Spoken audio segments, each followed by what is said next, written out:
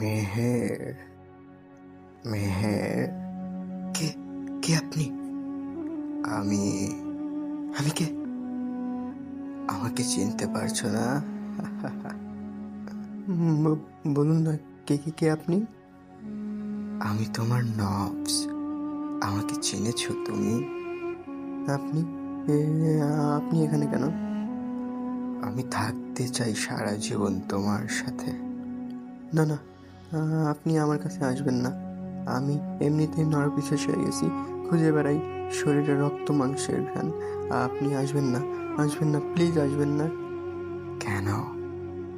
আমাকে তো তুমিই লালন করো।